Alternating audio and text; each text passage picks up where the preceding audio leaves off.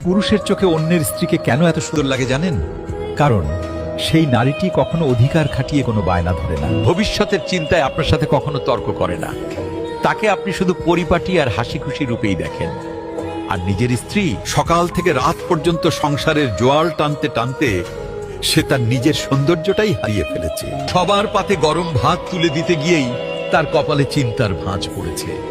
সংসারটাকে পারফেক্ট করতে গিয়ে মেয়েটা নিজেই আজ ঝগড়াটে বউ উপাধি পেয়েছে।